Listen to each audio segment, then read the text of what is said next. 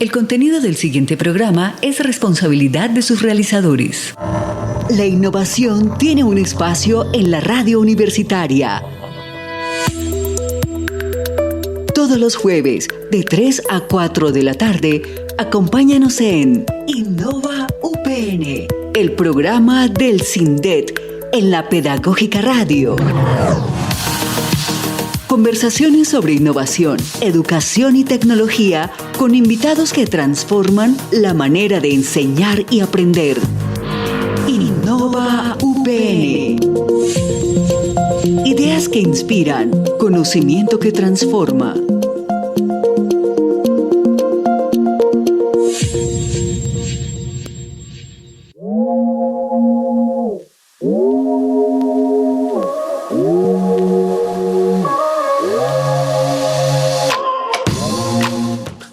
Señoras y señores, muy buenas tardes para todos nuestros oyentes, las personas que nos escuchan en este momento y nos escucharán posteriormente en el podcast de este programa. Un saludo muy especial en este programa que se llama Innova UPN de la Pedagógica Radio. No sin antes agradecer a todo el equipo que hace posible que estemos aquí compartiendo experiencias, ideas, proyectos a propósito de la innovación, de la inteligencia artificial, de la educación, la tecnología y todos los temas que nos interesan. Un abrazo muy fraterno a Mario Enríquez, en la producción sonora Yolanda Barrantes y Diana Torres, en las comunicaciones Laura Chávez y en la dirección nuestro querido Alejandro Sepúlveda. Un abrazo, muchas gracias a todas las personas que hacen posible este espacio. Bueno, hoy no nos acompaña el señor Philip Bolán porque está en otros eventos, tiene una agenda importante frente a unos elementos relacionados con una visita que tiene de una comisión francesa, y el profesor Carlos Merchán se encuentra también en unas conferencias fuera de la ciudad, a quien enviamos un abrazo, de pronto nos está escuchando, nos escuchará posteriormente. Pero tenemos la presencia de ya en el segundo programa, usted. Increíble, sí, ¿no? Ya, este es mi segundo programa. Nuestra querida Edith Celi. Bienvenida, maestra. Gracias, profe, por la invitación y gracias a todo el programa, a todos los que hacen posible que este ejercicio se haga cada 8 días. Bien, y también tenemos la presencia de un estudiante de la licenciatura en Diseño Tecnológico, el señor Joshua Guevara. Joshua, bienvenido a los micrófonos de la UPN Radio. Profe, muchísimas gracias, agradezco la invitación al espacio. Y pues adicionalmente el reconocimiento de el permiso al poder participar en un espacio como estos. Claro que sí. Bueno, vamos a hablar de diferentes elementos. Yo he querido centrar la discusión hoy más allá de los riesgos. Es que hay mucho miedo, mucha fobia, mucho temor y también muchos mitos a propósito del uso de la inteligencia artificial en los procesos educativos.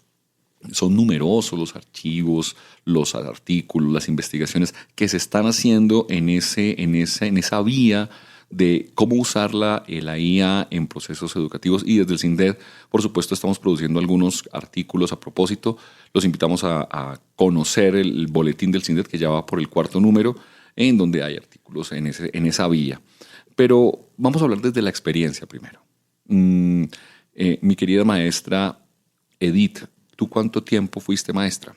12 años consecutivos, sí. ¿En qué grados? Desde jardín hasta grado 11. Ah, claro, ¿en el área de tecnología? Sí, área de tecnología específicamente. Y en el momento, bueno, ¿en qué época? Perdón la pregunta. Antes del 2015, ejercí más o menos desde el 2008 hasta el 2015, 2016. ¿No había llegado tan fuerte o no era tan fuerte la presencia de la IA todavía? No, para esa época no, pero aún así los profesores tenían sus sesgos con el uso de búsquedas en Internet, por ejemplo. Sí, las búsquedas en Internet y la crítica, por ejemplo, al uso de Wikipedia. Total. O digamos elementos que no eran o no son aún también vistos en la academia como fuentes no confiables, etcétera, etcétera.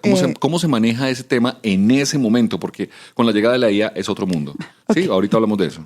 Sí, me haces acordar de algo que sucedía, y es que los profesores decían, pueden consultar de donde quieran, menos del Rincón del Vago y de Wikipedia. Sí. Entonces eran como las dos prohibidas. Vetadas. Sí, totalmente, en las que tú no podrías hacer ninguna consulta.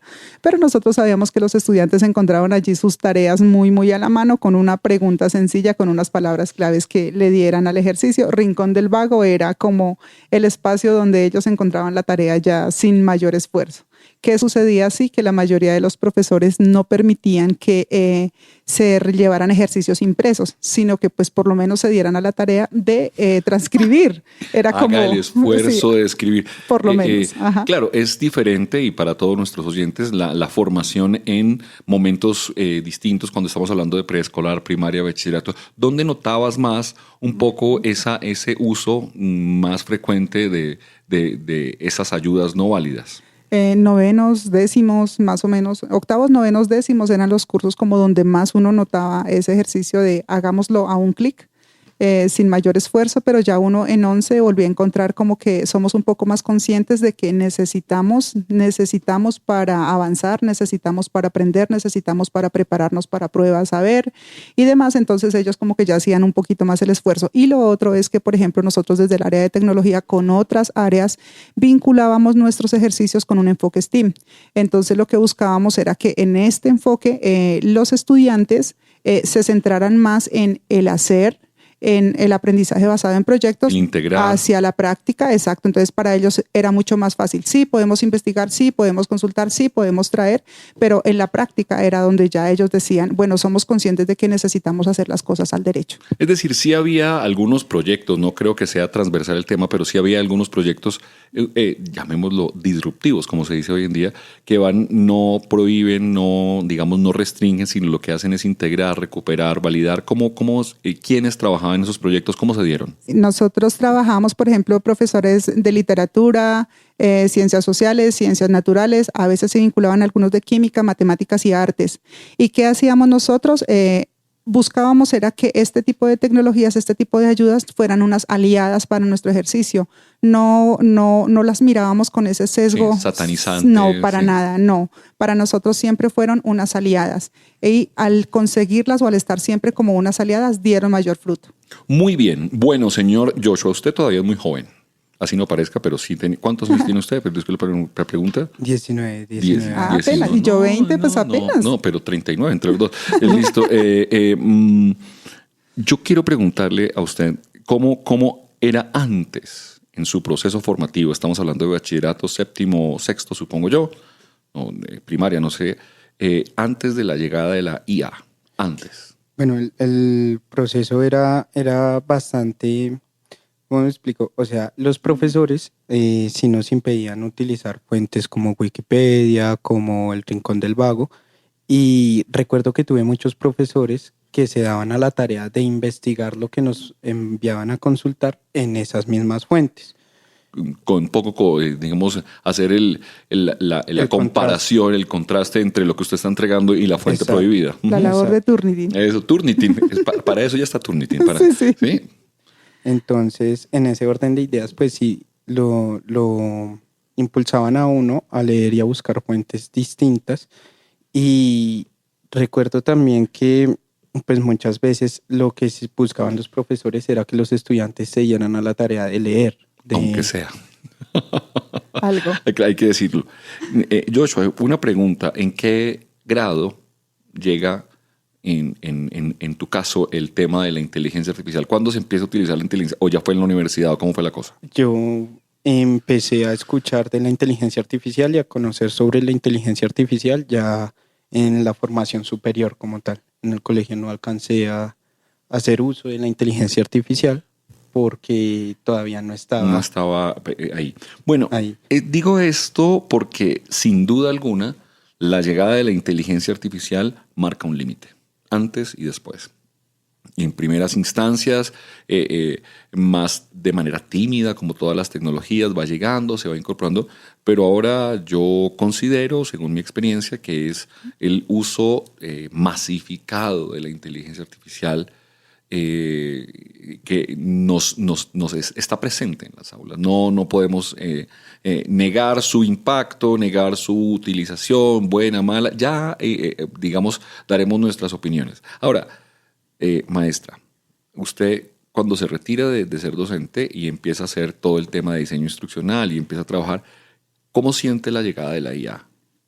Bueno, pues te cuento, profe, que antes de llegar a ser netamente diseñador instruccional, yo combinaba entre la práctica docente y el diseño instruccional. Sí. Hacía como las dos cosas a la vez. Y justamente la llegada de la IA llega cuando todavía era docente en colegio. Y cuando esta llega, yo seguí pensando en que ellas podrían ser mis aliadas. ¿Y qué hice? Primero, aprender muchísimo, porque si no aprendía del tema no podía llegar con propiedad a hablar del tema con mis estudiantes y no podía llegar a sacarle provecho en las clases, porque esta se podría convertir en una aliada para mí y no en este ejercicio de prohibámosla, es como allí todo satanizado el ejercicio. Entonces no. Lo primero que hice fue aprender de ella y empezar a enseñarle a mis estudiantes cómo utilizarla y cómo utilizarla a favor. Entonces, esto me ayudó a que yo no tuviera que hacer la labor sola. Tenía perfectamente 38, 40, 42 estudiantes en el aula y la IA empezó a convertirse en aquella profesor ayudante en mi ejercicio. Sí, el título que le da Microsoft Copilot es fantástico. Eso es un acierto gigantesco. Claro, hemos dicho en diferentes escenarios que es distinto cuando tú sabes del tema y, digamos, refuerzas el asunto o utilizas la herramienta de IA a diferencia de si no sabes y le preguntas. Es uno de los artículos que escribí hace poco, en donde le damos estatus o entendemos que la IA es un oráculo al que hay que ir a preguntarle y creer que todos esos elementos, esas respuestas que son algorítmicas, que son simplemente coincidencias semánticas, bueno, ya hablaremos del tema, son verdades. Ahí hay una diferencia muy, muy grande. Yochoa, ¿cuál fue la diferencia estudiar sin IA y estudiar con IA? La diferencia se nota en el momento de hacer investigaciones en los trabajos académicos que correspondan mucho volumen de trabajo. Sí, al momento de uno, pues, por lo menos personalmente, uno se sienta a leer, investiga, mira de dónde vienen las fuentes, pero ya, por ejemplo, cuando se habla de mucho volumen de trabajo, de buscar fuentes, de resumir artículos, ¿sí? Se hace uso de la inteligencia artificial y sí facilita mucho los tiempos a la hora de corresponder con las exigencias de la academia.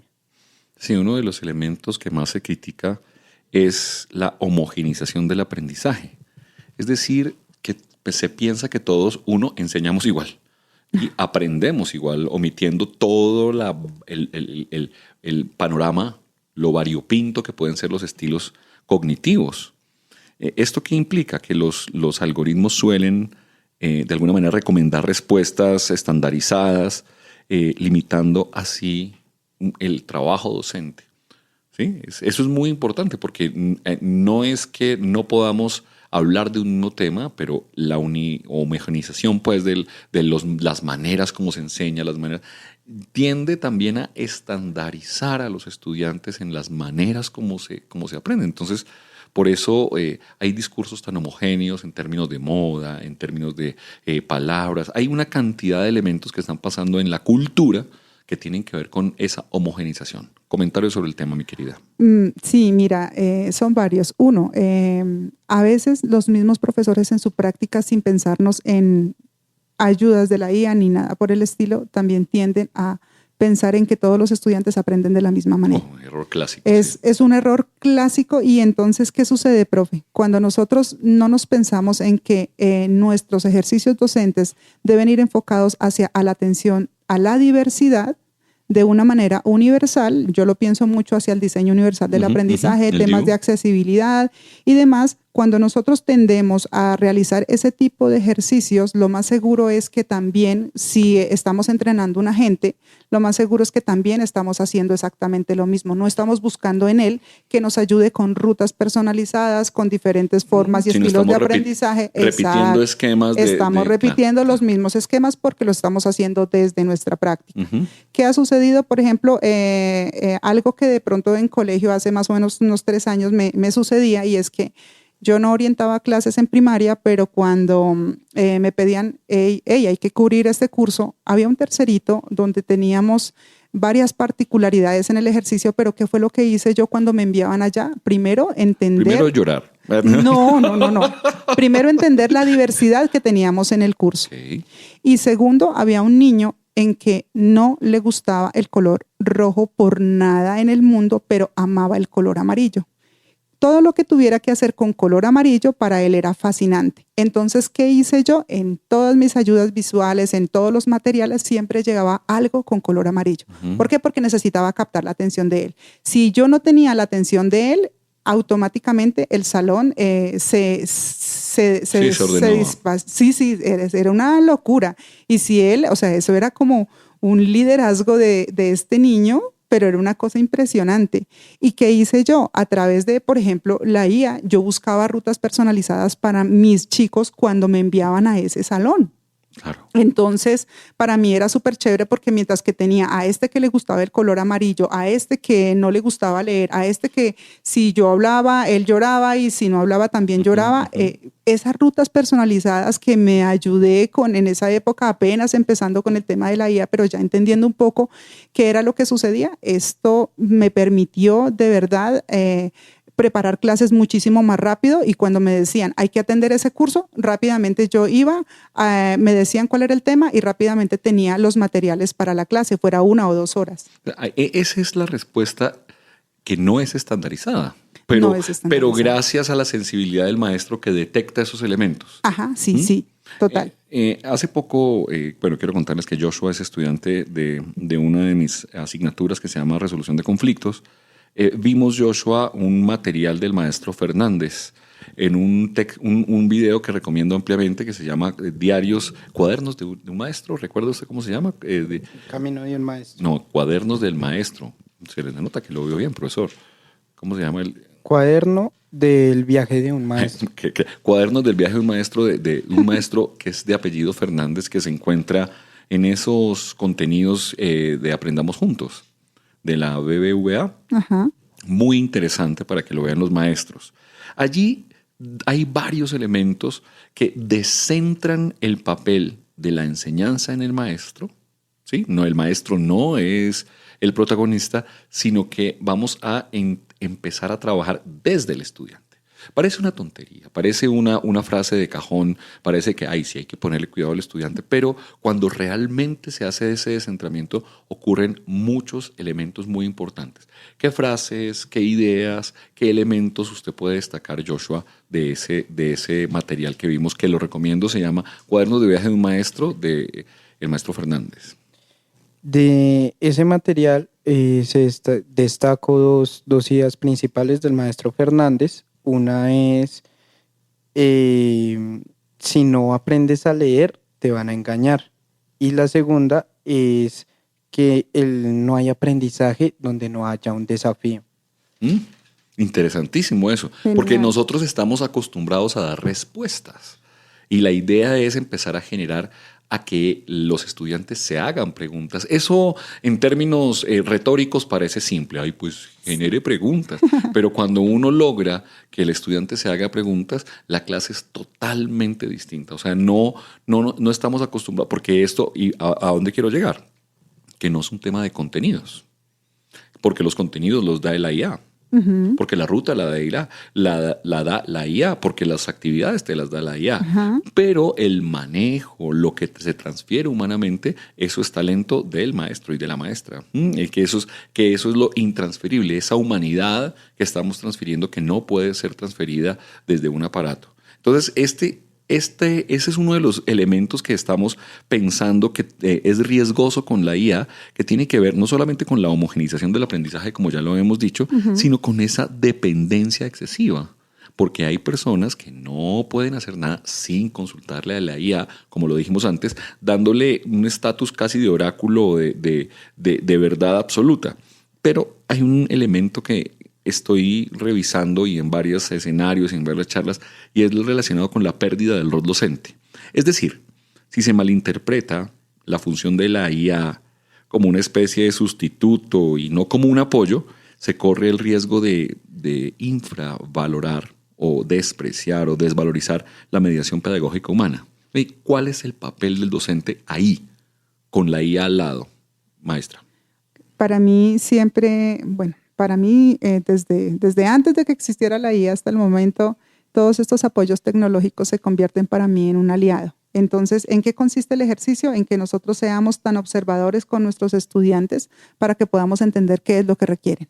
¿Sí? Uh-huh. Cuando nosotros sabemos qué es lo que requieren nuestros estudiantes, podemos apoyarnos en cualquier recurso, independientemente si es una inteligencia artificial, si es otro material de apoyo, si es en alguna metodología centrada en el estudiante, pero que nos permita a nosotros poder entender cuáles son las necesidades y los intereses de nuestros estudiantes. Partimos de ahí. Partimos de ahí. Es decir, lo dice el maestro Fernández, escuchar primero antes de que enseñar. Sí, él dice observar y enseñar desde el cerebro del que aprende. Eso es fantástico, observar y enseñar desde el cerebro del que aprende.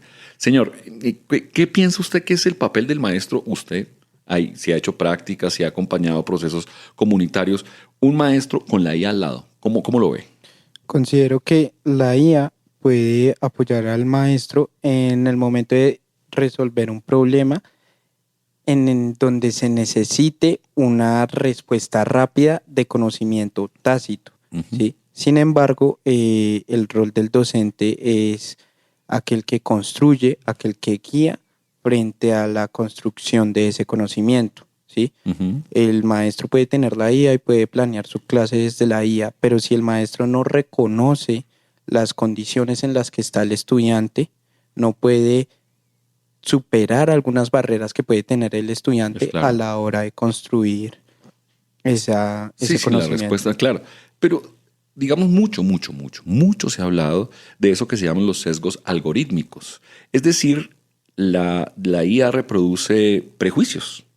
Sí, como todos los seres humanos tenemos sesgos, prejuicios, pero como la IA es hecha por humanos, también reproduce esos prejuicios que están presentes en los datos con los que se entrenan los diferentes algoritmos. Y esos prejuicios son de género, raza, clase social, etcétera. Es decir, los algoritmos en este momento están siendo hechos por hombres blancos, heterosexuales, angloparlantes, por decirlo de alguna manera. Bueno, sin contar DeepSeek, pero de verdad, ¿y eso qué tiene que ver?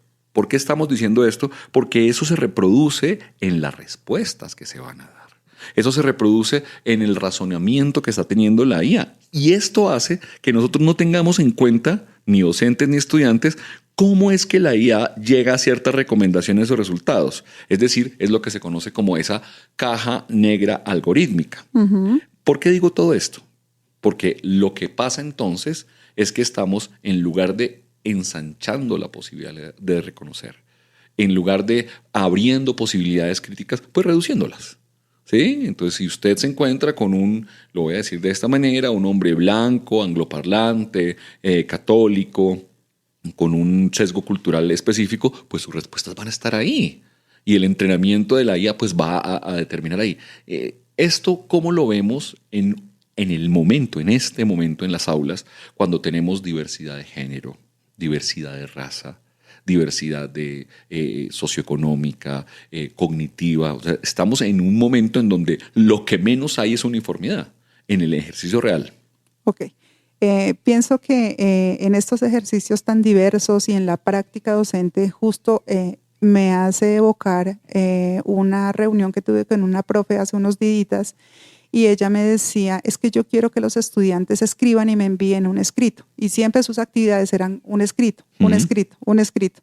La producción, el producto, el resultado. Entonces, me decía, pero dime cómo hago para que los estudiantes no usen la IA. Yo le dije, no, profe, no es eso. Tú diles más bien que utilicen la IA, pero que contrasten con estos materiales que tú les vas a dar. Y el ejercicio debe ser tan reflexivo y tan crítico que ese contraste es el que debe ayudar. Ahora, en cuanto a pensarnos en sesgos, nosotros podríamos ser también un poco críticos, pensarnos en que no solamente lo que nos arroja la IA es el resultado de un sí definitivo, sino que puede ser un tal vez, y ese tal vez afianzarlo no solamente con lo que nosotros ya sabemos, sino pensárnoslo desde otras fuentes, ¿sí? Sí, claro. Cuando nosotros ya empezamos a pensárnoslo de ese modo y yo le decía, por ejemplo, a la profe, volviendo a pensarlo con ella, yo le decía, profe, tú no puedes permitir que este ejercicio se te quede escriban y vuelvan a escribir si tú tienes diferentes maneras de representar la información. Puede ser de 1000 maneras, pero siempre contrasta y busca que el ejercicio sea un ejercicio reflexivo y crítico. Y creo que mi respuesta va hacia allá. Cuando nosotros usamos la IA, debemos ser reflexivos, debemos ser críticos y no tener miedo a esa equivocación o a eso que tal vez nosotros decimos, changos, la embarré, porque dentro de nuestra práctica docente es mejor que nuestra vocación nos lleve a equivocarnos y a reconocer el error para poder evolucionar. Me voy a quedar aquí en esa idea que me parece interesantísima, porque hoy hay mucha rechazo a la equivocación. Los jóvenes hoy tienen muy poca frustración, muy poca tolerancia a la frustración, ¿sí? Se derrumban, no se levantan. Y esto digamos que esto no es una generalización tonta, sino que lo digo desde el conocimiento de mis estudiantes, es decir, la baja tolerancia también a los procesos formativos y a los procesos es quizá un resultado de esas respuestas inmediatas, siempre correctas, siempre en el orden de la condescendencia, que es una de las críticas que se le hace a la IA, que nunca te va a refutar, o sea, siempre es amable, nunca va a estar de mal genio. Este elemento, bueno, Joshua, frente a esa reducción de conocimiento, frente a esa homogenización, frente a este encerramiento posible que nos da un algoritmo, ¿cómo ves tú la práctica docente y también la práctica de estudiante? Primero que todo, considero que la práctica docente frente al momento de estrechar las ideas, de estrechar los conocimientos, eso se puede revertir, ¿sí? Teniendo en cuenta que el docente puede enseñarle a los estudiantes cómo manejar el uso de la inteligencia artificial. Y eso me lleva al tema de los estudiantes, porque la inteligencia artificial sí se puede usar para construir conocimiento desde que uno pueda brindarle las fuentes a la inteligencia artificial, ¿sí? En términos de razonamiento, tú le puedes brindar 2 o 3 fuentes a la inteligencia artificial y de ahí decirle, sácame estas 3 ideas concretas. Uh-huh. Pero si no hay un buen uso de la inteligencia artificial, si tú le preguntas a la inteligencia artificial como si lo fuera todo, ¿sí? Como si fueras a buscar una palabra nueva en el diccionario, pues no va a haber una construcción crítica frente a las ideas que estás buscando, porque la inteligencia artificial lo que hace es recopilar toda la información de manera masiva que le parezca más acorde según la programación. Según la programación, exactamente. Pero misma. Yo creo ahí, y vamos cerrando esta primera media hora del programa, que hay una posible, ¿cómo llamarlo? Superficialidad, preferencia por las respuestas rápidas, superficiales, muy concretas, muy exactas, ¿no? Yo cuando yo leo trabajos de mis estudiantes o cuando hago artículos académicos, yo veo que la gente ya no se solaza en la palabra, ¿no? Ya todo es muy concreto, muy exacto, lo que llaman economía del lenguaje. Entonces uno termina como, ¡guau! Sí, o me toca dedicarme a la literatura, compañeros. La inmediatez de la información. Pero además la exactitud, ¿no? Como la palabra exacta, como ni una coma de más, entonces usted se siente ahí como leyendo siempre instructivos muy, muy bien armados. ¿Qué decías? Con respecto a lo que plantea el profesor, hay un fenómeno que se está viendo a nivel generalizado, no solo en la academia, sino en general, que es el culto a la perfección. Uh-huh. Entonces, por ejemplo, ahorita estéticamente, en términos de moda, ya no se está opacando la diferencia con tonos beige, se busca en las redes sociales, por ejemplo, lo que más predomina, sobre todo a la población, en este caso varonil, jóvenes, uh-huh. ¿sí?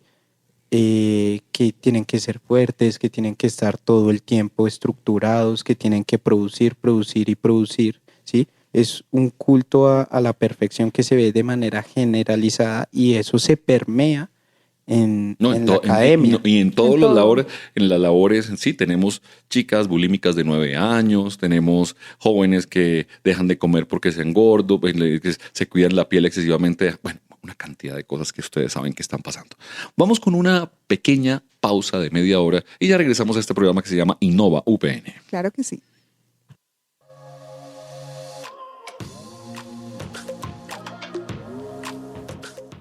Nina querida. Hey, sí, tú. Bueno, tú también. Este sábado a las 5:30 p.m. no te puedes perder de Historias con Futuro, el programa institucional de la Universidad Pedagógica Nacional. ¡Claro que sí, Properoso! Acompáñanos cada semana y prepárate para vivir nuevas pedagogía, aventuras e historias. RTBC. Canal Institucional. Historias con Futuro, sábados 5:30 p.m. por Canal Institucional.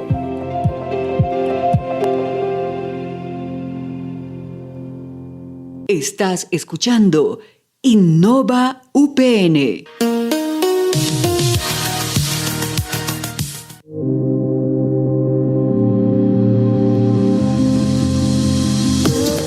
Seguimos aquí en Innova UPN y estamos hablando de estos elementos desde la práctica, desde la experiencia, desde las reflexiones relacionados con la IA y la educación, desde las experiencias como estudiantes muy recientes y las experiencias como maestros que estamos aquí comentando. Muchas gracias a todas las personas que nos comentan, nos siguen en las redes. Los invitamos cordialmente a vincularse al canal del CINDET, de YouTube del CINDET. Ahí tenemos series en vivo, estamos en este momento en una serie que se llama Entre Comillas. Entre Comillas es una serie de promoción literaria que nos inventamos hace algunos años en pandemia y siguió. Y en este momento estamos haciendo la lectura en vivo del libro de Gabriel García Márquez que se llama La Mala Hora, los martes entre las 8 y las 9 de la noche. Para quienes quieran seguirnos, allí estamos en el canal de YouTube del CINDED y por supuesto hay una cantidad de series allí que hace la maestra, mi querida maestra Fandiño, Graciela Fandiño, nada más y nada menos que El Legado con maestros. Es una cosa fantástica esta serie. Café Digital Enseñas. Bueno, ahí estamos construyendo también contenidos a propósito de esa interacción. Pero yo quiero redondear un poco el tema del que estábamos hablando y es esto que hemos tocado tanto que ya estamos hasta cansados de decirlo, eso que se llama la brecha digital. La brecha digital no implica que no se refiere solo a que todos los estudiantes y docentes tengan acceso a las últimas tecnologías, a esa infraestructura tecnológica, pues, pero que tiene que ver, ¿no? Porque es distinto. Lo vimos en pandemia, una sola familia con un celular y se lo tenía que prestar a la hermana y la clase se acababa cuando se iba el papá a trabajar porque había que hacerlo. Bueno, 1000 cosas que se vieron en pandemia. Pero esa brecha digital trae consigo otros elementos. Por ejemplo, los problemas de la privacidad y la seguridad. Es decir, ese uso de datos personales va también marcando filtraciones indebidas, venta de bases de datos, que se expongan tus enfermedades, ¿sí? Todavía hay una zona muy, muy gris a propósito de esa privacidad de datos. ¿Qué experiencia, mi querida maestra Edith Celi, tuviste o has tenido como maestra frente a ese uso indebido de datos? Por ejemplo, en las redes, la crueldad de los chicos, lo que se llama el ciberacoso. ¿Como maestra alcanzaste a vivir algo de eso? ¿Cómo lo ves? Bueno, por fortuna no lo viví. Creo que dentro de mi proceso como maestra en colegio me fue muy bien, pero sí conocí un caso de unos estudiantes que hicieron su grupo en WhatsApp exclusivamente para en la clase tomar fotos del profesor y con ellos hacían memes y pues toda la clase del profe era el que hiciera el mejor meme. ¿Sí? El asunto para ese profe fue tan traumático, o sea, de verdad sobrepasar esta barrera humana y dejarlo de lado como si fuera una cosa para burlarse durante la hora y media más o menos que duraba la clase, que el profe decía, por favor, yo a ese salón ya no quiero volver. Y esa es una condición que no se ve, ¿no? No. La condición psicológica del maestro, la vulnerabilidad del maestro, de eso tenemos un programa completo. Sí. Eso es un programa completo de las exposiciones del maestro frente a un grupo de adolescentes, niños, con la crueldad necesaria y con esos elementos. Sí. No estamos diciendo que los chicos son malos. No Pero- estamos generalizando, sí, son exacto, casitos exacto, particulares, uno entre no sé cuántos. Sí. Pero claro, si nosotros nos miramos y sobrepasar ese límite, es terrible para el profesor, es terrible que invaliden su labor, invaliden su profesión. Y lo objetualicen. Lo objetualicen de la manera como sucedía en ese momento. Y claro, ya después cuando los estudiantes mismos empezaban a mostrarle, mira, profe, lo que yo le hice, mira lo que yo le hice a fulanito, ay no, Dios santo. Y el conducto regular en ese colegio hasta ese momento no estaba pensado para eso, ¿sí? Sí, ahí vamos. No me quite el siguiente tema porque ahí voy. Ok. ¿Sí? Vale. Temas relacionados con esto, con ciberacoso, esas nuevas dinámicas. ¿Has tenido amigos que han pasado las barreras? Bueno, lastimosamente hay que hablar de esto, ¿no? Suicidios, agresiones ya físicas por un comentario. Bueno, ¿cómo lo ves eso tú que eres mucho más joven? Con todo respeto. Gracias. En este caso, pues hablando sobre el ciberacoso y los problemas de la seguridad digital, por decirlo así, en el colegio tuve un caso de una chica que pues tuvo su pareja, ¿sí? Ujú. Y se enviaron contenido pues explícito, Íntimo, sí. sí, de entre ellos dos. Ellos terminaron y el caso escaló tanto que la chica tuvo que ir a O sea, terapias. él Claro. exhibió Sí, el exhibió contenido. su Ok. material, se estaba lucrando sobre Mm. ese contenido y se popularizó, se hizo común en el curso como tal en el que estábamos. Fue tanto así que la chica tuvo problemas de depresión y ansiedad y tuvo que retirarse de la institución Mm. por ese detalle. Y es que hay algo que me parece muy curioso. Y estamos ¿sí? hablando de menores de edad. Claro, estamos hablando de chicos de 16, 14 años, que era el Sí, promedio. el promedio. ¿sí? Hay algo muy curioso que me parece frente a todo esto, y es que ahorita ya no se está hablando de capitalismo, sino de tecnofeudalismo. Ajá, es un concepto. Entonces, las personas más poderosas del mundo actualmente son aquellas que manejan las redes sociales y todo lo que tenga que ver con el sujeto digital, con el, Sí, es claro, el es claro. concepto del sujeto digital. Hoy lo dijimos en clase un poco, ¿no? Claro. Y El- ahí, Sí, es muy importante, disculpa que te interrumpa, es porque hoy, digamos, el tema es no hackear los sistemas, sino hackear las personas. claro, Porque el asunto no es enseñar qué pensar, sino cómo pensar. ¿Sí? Ahí hay una diferencia grande. claro. Y entonces ahí radica el problema en que tú como individuo ya no representas un valor por tu fuerza de trabajo, sino por tu información, Claro, lo que eres. por tus datos, por lo que te pueden vender mediante tu huella digital frente a los datos que le brindas a esos emporios digitales. Sí, claro, es claramente. Y hay otro elemento que es muy importante. Digamos que ustedes, que son todos, bueno, la mayoría, usted tiene 19, no alcanza, del siglo pasado, aquí nuestro control master del siglo pasado, bueno, no mucho, pero sí, usted no, usted aplica para este siglo. Pero digamos, nosotros al menos entendemos o queremos entender que lo que está en Internet es una respuesta, una posible respuesta. No es verdad. No es la única verdad. Mi hijo de 7 años, porque está publicado en Internet, asume que es verdad. O sea, lo que dice, lo que está ahí, es verdad porque está ahí. Entonces, digamos que esa es una de las aristas de lo que estábamos comentando de la brecha digital, que la acriticidad, las personas no tienen la capacidad de separarse de que eso es una respuesta. Hay otras respuestas en los libros. Hay otras respuestas en las personas, hay otras respuestas en las experiencias, hay otras respuestas y no es la única verdad. Ese es un problema muy, muy grande en la educación de hoy en día. Sí, claro que sí. Si nosotros miramos en las redes sociales, se muestra lo que yo quiero que vean de mí. ¿Sí? Entonces, por ejemplo, yo puedo estar aparentando ser una persona feliz. Ujú. ¿Sí?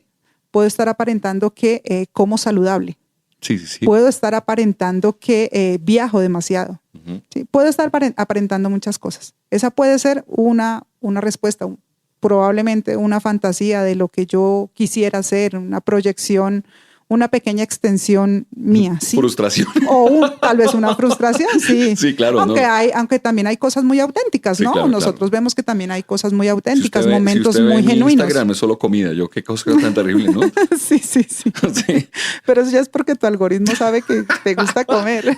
No diga eso delante de mi nutrición a propósito del régimen estético. Sí, de acuerdo. Exacto, sí, pero entonces si nosotros empezamos a encontrar la diferencia entre esta es mi vida digital, pero esta es mi vida profesional, esta es mi vida real, que nosotros sabemos que no están alejadas la una de la otra, sino que conviven entre sí. Pero sí podemos encontrar esas diferencias nosotros, como tú lo acabas de decir, hemos pasado como por transiciones de varias cosas. Hemos pasado de lo analógico a lo digital. Nosotros fuimos de los juegos analógicos también a los juegos digitales. También estuvimos en la era del Internet y ahora estamos en la era de la inteligencia artificial. Yo estoy en la era de teléfonos de cabina. Claro, o por supuesto Telecom. También, ¿no? Y había que Sí. pegarle a los teléfonos para que salieran Y la monedas. monedita, Sí, ajá, tal y cual. discar. Miren que yo empecé un proyecto, perdón por la cuña, yo empecé un proyecto editorial que se llama Dichonario. Ah, ¿Sí? ok. A propósito del verbo discar, porque ese verbo va a desaparecer. Ujú. O sea, en unos años, pues hoy todavía hay unos representantes que dicen, mire, es que se metía el dedito y se movía el círculo. Entonces, esa acción se llama discar. Ajá. Ya como no hay, ese verbo va a desaparecer, entonces voy a ser defensor de ese verbo discar. Pero bueno, Joshua, ¿cómo ves hay gente que solo vive en el mundo digital? Y que usted la ve, y lo dice la maestra aquí, usted la ve feliz en las redes y usted conoce a esta persona y es totalmente amargada. Pero hay gente que vive, que solo tiene esa personalidad. Ya podemos hablar de personalidad digital, ¿no? Ya podemos hablar Sí. de Sí. unas personas que solo viven en ese mundo. ¿Conoces? ¿Sabes de casos? Sí, tengo más de un conocido que basa su vida, basa lo que es su construcción como individuo a partir de sus redes sociales. Entonces conozco más de una persona que sí va a comer y tiene que tomarle foto y se rige a partir de cuántos seguidores tiene, Comentarios, de likes. comentarios. Entonces, claro, ese es un problema muy grande porque tú no eres Tú. esa, sí. Eres un objeto de mercado, pero estuvo bien. O sea, parece que es complicadísimo eso, ¿no? Y la comparación, digamos, con ese elemento. Ese es uno de los riesgos, ese es uno de los abordajes de lo que podemos hablar de esa brecha digital, que no solamente tiene que ver con problemas de conexión o de problemas, digamos, de tener o no un herramienta, sino hay una cantidad de elementos que se vulneran frente a las mismas personas que hoy están siendo portadoras y están siendo mercantilizadas por sí mismas. Esto lo dice Byung-Chul Han. Bueno, hay otra dimensión que podríamos llamar la dimensión social y cultural, en donde es que esto es muy crítico, decir que se deshumaniza la educación, dado que la educación es un ejercicio humano. Ahí podríamos hablar de este texto que se llama justamente sobre la pedagogía de Kant, que dice que educar es un ejercicio humano. Y solamente los animales, lo que se llaman humanos, somos los que educamos. Bueno, pero si se deshumaniza, si damos permiso para que otros vayan instruyendo, se pierde fundamentalmente esa dimensión relacional. Es decir, estoy hablando del afecto, estoy hablando de ese acompañamiento que no te lo puede dar una máquina. En términos emocionales, ¿cómo ves la inclusión de la IA? ¿Cómo sientes que pasa eso? Y tú que estás trabajando ambientes virtuales, porque ahí no hay emoción que valga, ahí hay experiencia de usuario, con todo respeto, y todas las cosas que son muy importantes y en las cuales yo creo, pero ahí las emociones juegan un papel importante para que la gente no deserte, para que la gente no se aburra. Entonces ponemos colorcitos, hacemos todo lo posible, pero las emociones, ¿qué papel juegan? Sí, sobre todo pensándolo en ambientes virtuales de aprendizaje, el asunto se vuelve complejo porque no hay un vínculo de afectividad. Puede que haya un vínculo de afinidad con lo que yo quiero aprender, pero no de afectividad con el ejercicio. Entonces, por ejemplo, cuando yo asesoro a los profesores en diseño instruccional, yo siempre les digo, cuando ustedes vayan a escribir para dejar en la plataforma, sigan usando el lenguaje que utilizan con sus estudiantes en la presencialidad. Me parece que es supremamente importante que usted le siga hablando de la manera como tú le hablas a tus estudiantes, porque a través de esta lectura también transmites. Y lo que yo espero es que a través de esas diferentes formas de representación de la información, de interacción con los materiales, con la plataforma, con los recursos educativos que se dejen allí, se cree un vínculo de afinidad. Sé que no lo logramos a llegar a ser a un vínculo afectivo, pero sí por lo menos de afinidad, cercanía, para que haya cierto interés para que no deserten. Por lo menos saber que detrás de esos contenidos hay otro ser humano. ¿Qué papel juegan las emociones, Joshua, en el proceso formativo desde lo que estás viendo, desde lo que nos puedes decir? Las emociones juegan un papel muy importante a la hora del proceso formativo, y creo que el tema de la deshumanización de la educación está muy relacionado con la pérdida del rol docente. De acuerdo. Porque, pues, con lo que dije hace un momento, ahí está la herramienta para el conocimiento, para extraer el conocimiento, sí, se puede buscar, pero la IA no tiene esa capacidad de reconocer el estado, en este caso anímico, del estudiante para poder abordarlo de una manera humana. Sí, de hecho, hace poquito leía una noticia de algo que sucedió hace unos días, y fue justamente como una IA incitó al suicidio de una persona. Sí. No es la primera vez. Entonces, no es la primera vez, pero este caso pues ha como tomado sí un poco más de fuerza debido a eso, a que esto, pese a que tenga un entrenamiento, sigue con un montón de sesgos, que no logra identificar en absoluto lo emocional, sino que se dedica a dar respuestas un algoritmo. Hay un alto nivel cognitivo frente a unas posibilidades algorítmicas que te dan una respuesta aparentemente lógica, pero hay otro elemento que es el ético, el cultural, que no se puede tener. Disculpa que te interrumpimos, ¿qué estabas diciendo? Sí, perdón. No, sí, siempre hace lo mismo. No se puede, o sea, la IA no tiene la capacidad de abordar al estudiante de una manera lateral, por así decirlo, para poder conectar con él y que tenga la disposición, en este caso, de entrar a la clase, de atender al conocimiento que le está brindando el maestro. Una inteligencia artificial no puede hacer eso. Una inteligencia te bota los datos y ya, y te bota la información.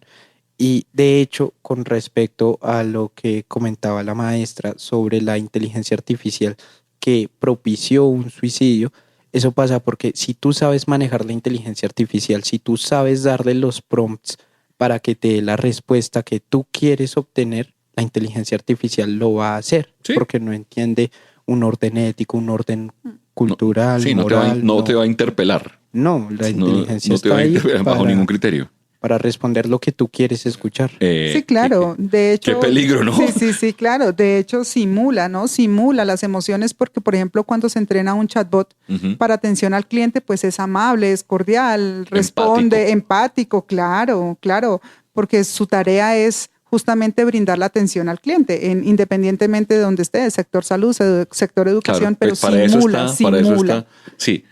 Sí, hace algún tiempo, 4 semanas de pronto, hicimos una presentación nos invitó el maestro Fernando Marín al seminario de profesores, muy amablemente nos invitó el maestro a ese seminario tan importante, y allí hice una presentación de un libro que se llama Cultura y Simulacro, de Jean Baudrillard, o Baudrillard también se puede decir, y relacionándolo con algunas ideas de Byung-Chul Han, a propósito de la sociedad de la transparencia.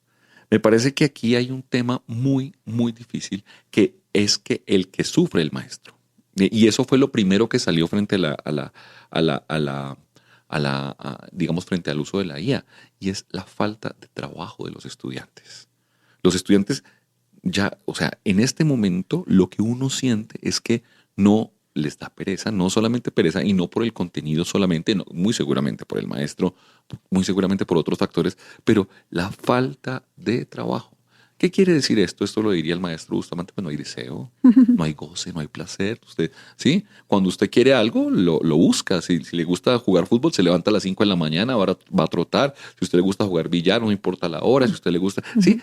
Esa falta de goce, de placer, de deseo, se ha perdido un poco en la escuela. Sí. ¿Cómo la ves? Sí, de hecho, ese día en ese evento, una de las preocupaciones era justamente eso. Si el estudiante está simulando aprender. Y fue como una pregunta casi generalizada ese día. Ese es el resultado del Sí, artículo. ajá. Si caemos en la simulación de aprender. Sí, incluso le preguntamos a varios estudiantes ese día sobre justamente esa pregunta.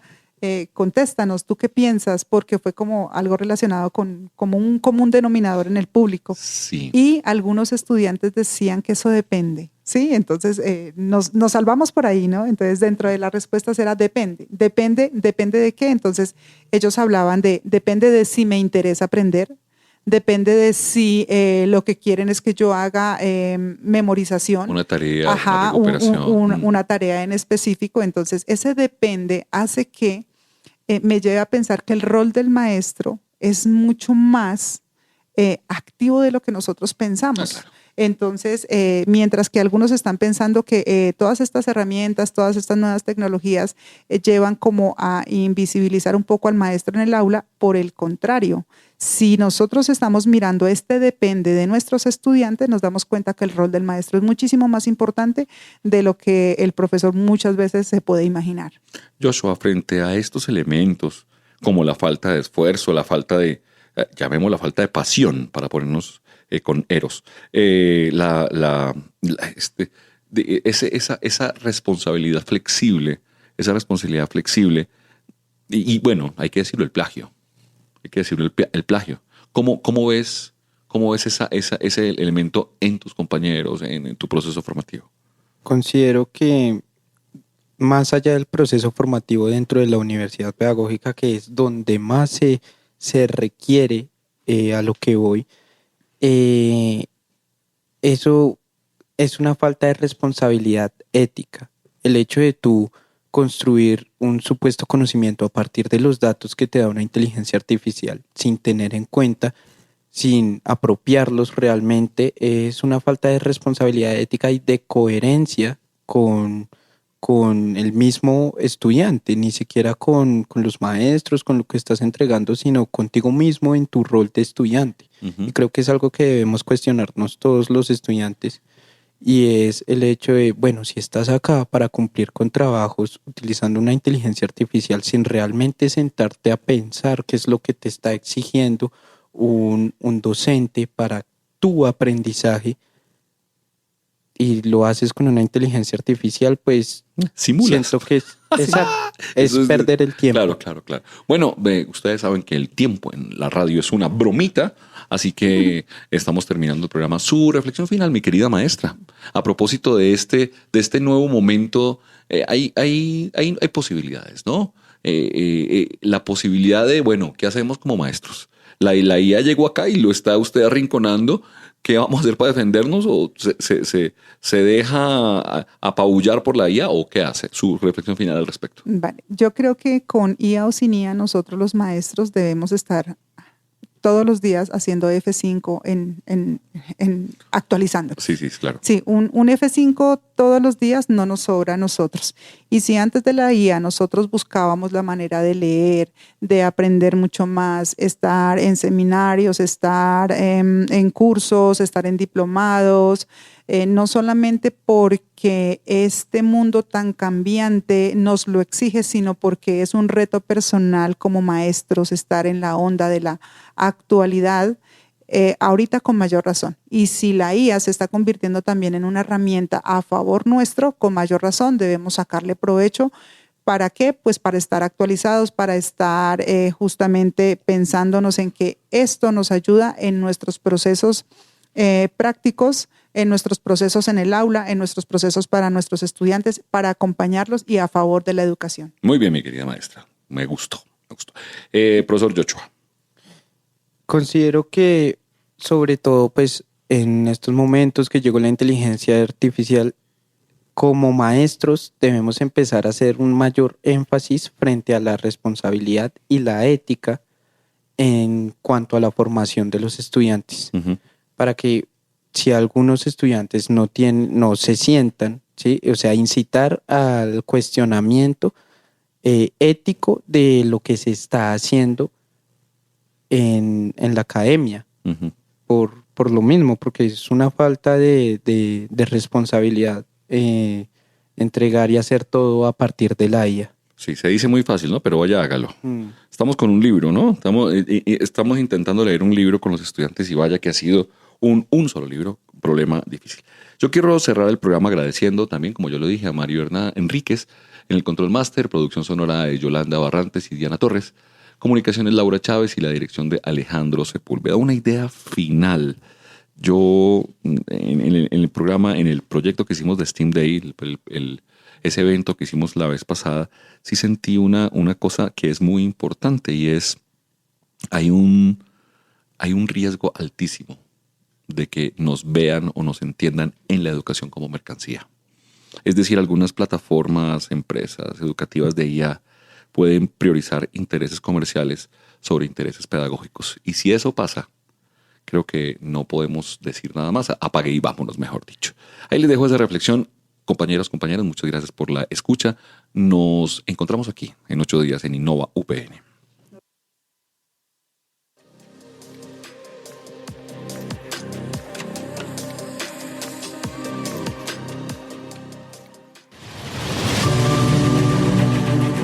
Universidad Pedagógica Nacional. 70 años siendo la educadora de educadores.